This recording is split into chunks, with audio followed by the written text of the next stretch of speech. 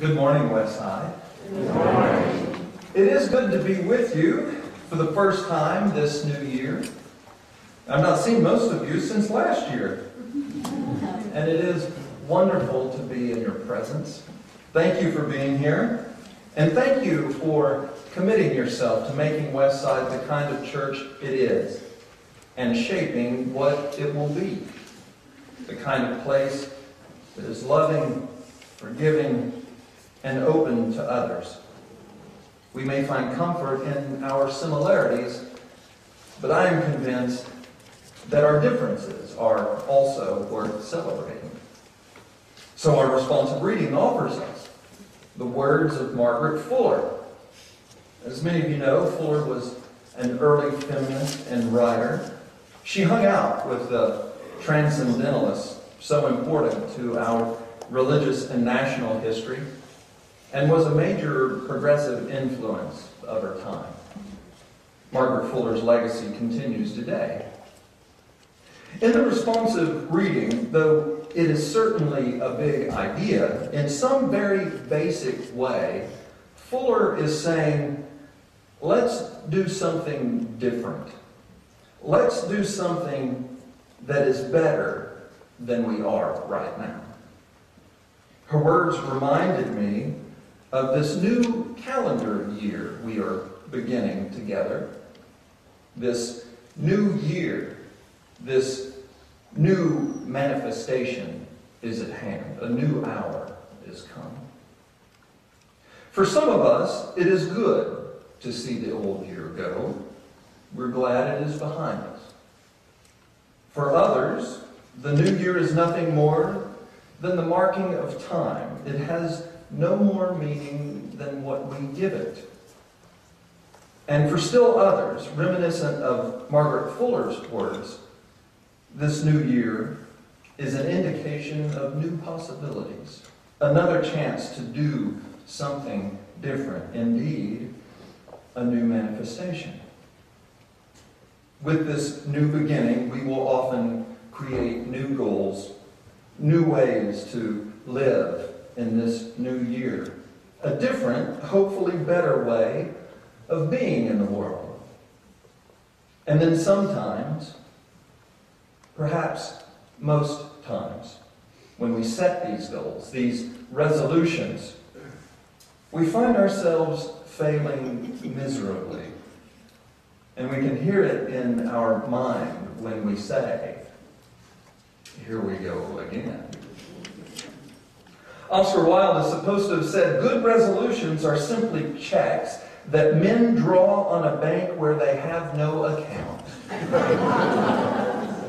This reminds us that we're not alone in our resolution endeavors, that for a long time others have also tried to do something different in the new year and have had difficulties incorporating these new ideas into their lives. Some people resolve to quit smoking. Others might resolve to stop drinking so much. Others say they will exercise more and eat better. Classic resolutions appear to often be trying to improve our lives by improving our health. We may or may not be appreciative of some of the aspects of the healthcare system we have here in the United States, but most of us do not want to be involved with it as a patient if we can help it. So 3 doctors are waiting in line to get to the pearly gates, and St. Peter walks out and asks the first one, "What have you done to enter into heaven?" The response comes, "I am a pediatrician and have brought thousands of the Lord's babies into the world." "Good enough to enter the gates," replied St. Peter, and in the doctor goes. The same question is asked of the second doctor, "What have you done to enter heaven?" "I'm a general practitioner and go to third world countries 3 times a year to cure the poor." St. Peter's impressed and allows the doctor through the gates. The third doctor steps up in line and, knowing the question, blurts out, "I am the director of an HMO." St. Peter meditates on this for a while and then says, "Fine, you can enter into heaven, but only for 2 days."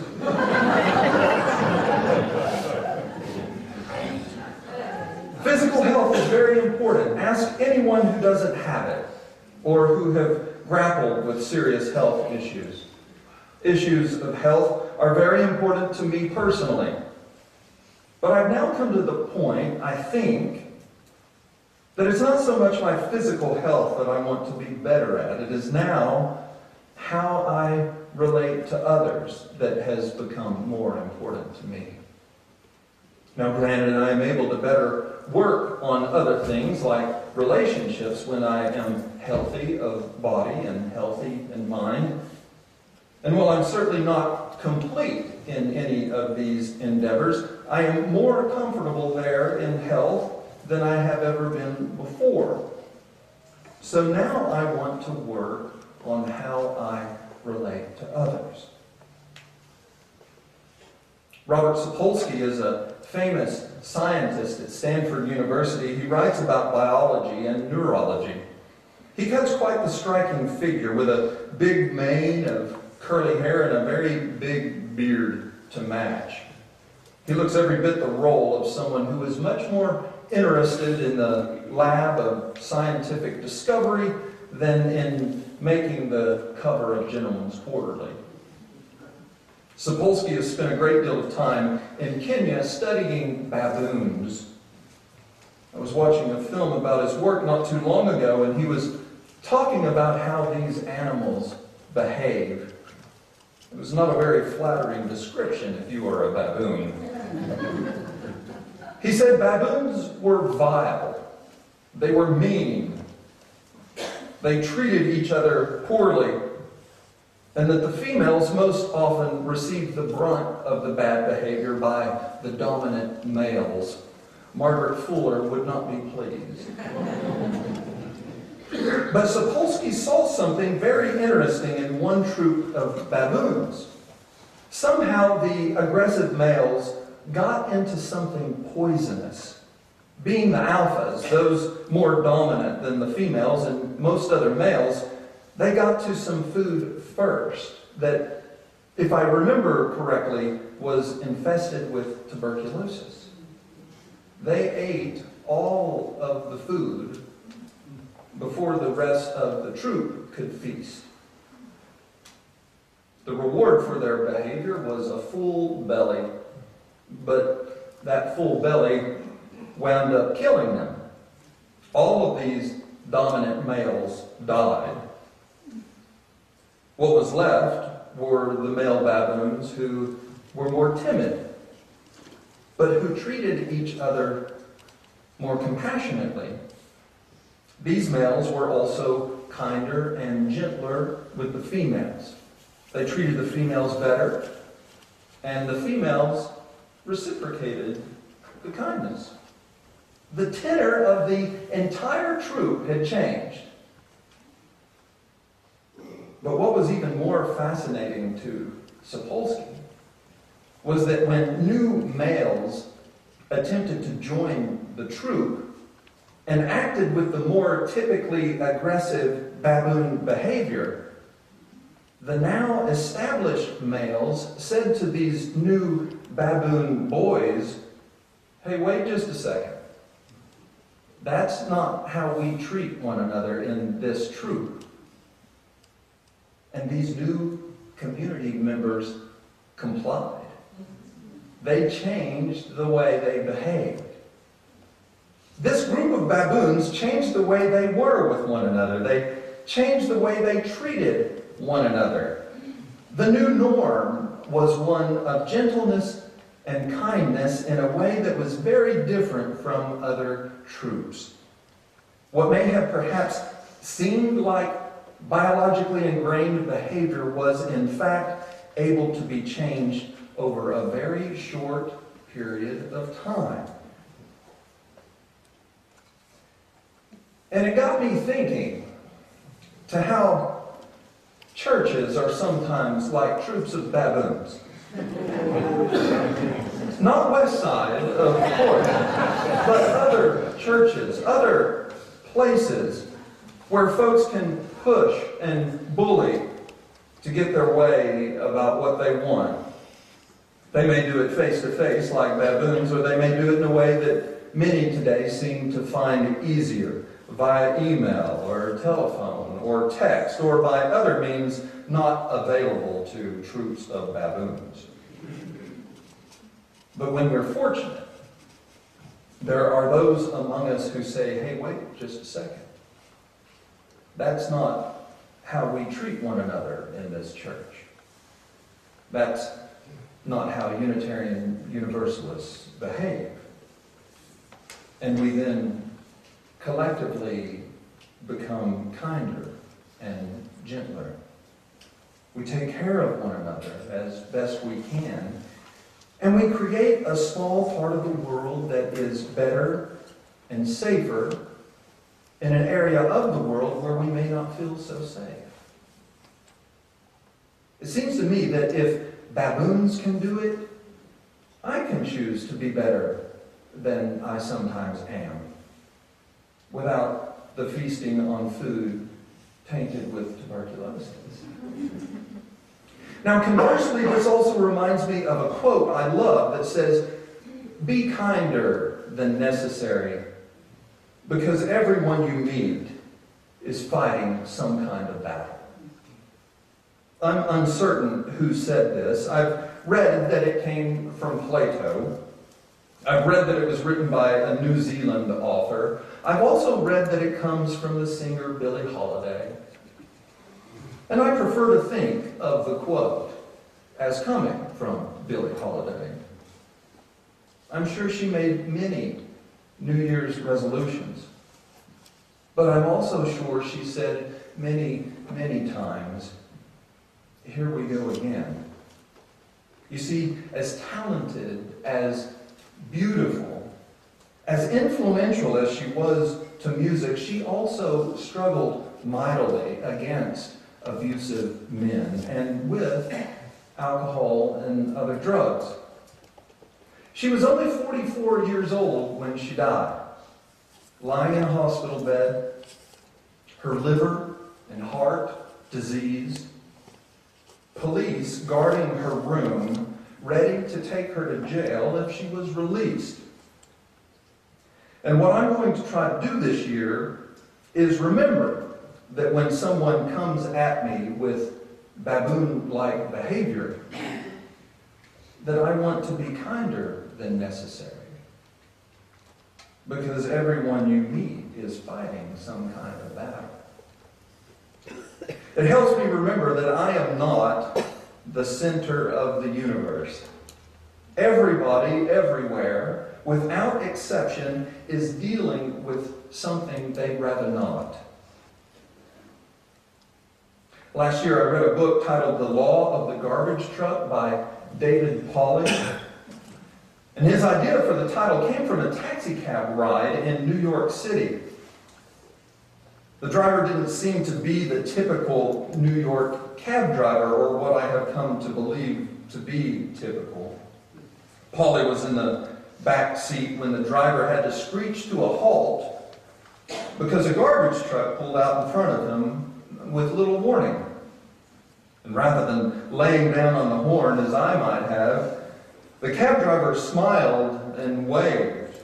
And he waved in a friendly manner, not sarcastically, and not the kind of wave that is meant to be offensive. But the cab driver waved in a genuinely warm-hearted way at the driver of the garbage truck. A little confused, Pauly asked the cab driver what he was doing, and the driver responded like this. He said, "Many people are like garbage trucks. They run around full of garbage, full of frustration, full of anger, and full of disappointment. As their garbage piles up, they look for a place to dump it. And if you let them, they'll dump it on you. So when someone wants to dump on you, don't take it personally. Just smile, wave, and move on. Believe me, he said, you'll be happier. We can be dumped on by people, but unfortunately, we can also be dumpers. This year, I want to try not to be the dumper or the dumped upon. And I now believe I have more ability to influence these situations than I used to. I now see places all around me where I can practice this skill. I've mentioned this at various times, but maybe like that cab driver, I am excellent behind the wheel of an automobile. I'm frequently astonished, sometimes flabbergasted at my driving prowess. But because I am a driver of the highest caliber, I'm often astonished and flabbergasted at the lack of talent all other drivers seem to possess. It's a great training ground for me, not only to rein in my own ego, but to let go of my need for everyone to be as good at driving as I so obviously am. Just like the taxi driver, I often am given the opportunity to smile and wave and move on, rather than allowing my feelings to be shaped by the driving practices of others. There's nothing personal in the way these other folks drive. They're in their own worlds, trying to get where they want and need to go. It's not easy initially, but the more I mindfully practice smiling, waving, and letting go, the easier it becomes, and the nicer, more compassionate human being I create. One who does not get his needs met through others, but who attempts to begin meeting his own needs. I can declare myself a no-dump zone. I can declare my church a no-dump zone, understanding, of course, that I'm imperfect, that others are imperfect, and that there will be times when I'll have to be strong enough to apologize.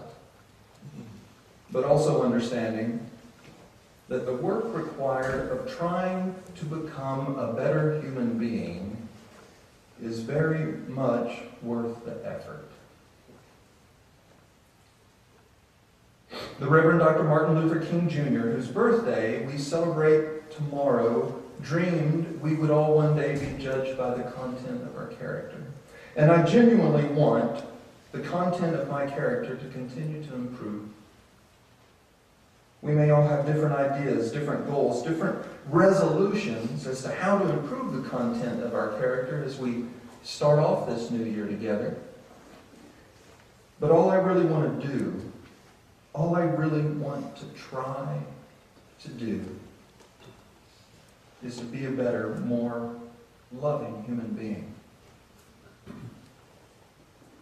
And this place, this church, this community reminds me that I want to make a more compassionate choice. I want to be better today than I was yesterday.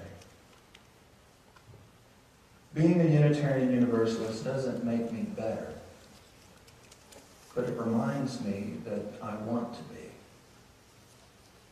Not for some promise of a better tomorrow or for some divine being that counts my sins, for a better life in heaven after I die, but for a better life today with the people I love, to try and be my best self. And on those occasions when I do act like a frustrated baboon or a garbage truck, I don't have to do that again the next day. This new year, this new manifestation, I can choose to be better. I can choose to behave better. I can smile and wave and then move on when others dump on me at times. And instead of saying, "Here we go again," I can remind myself to be kinder than necessary. Because everyone you meet is fighting some kind of battle. That's what my faith calls me to do. As we rise together in body or spirit,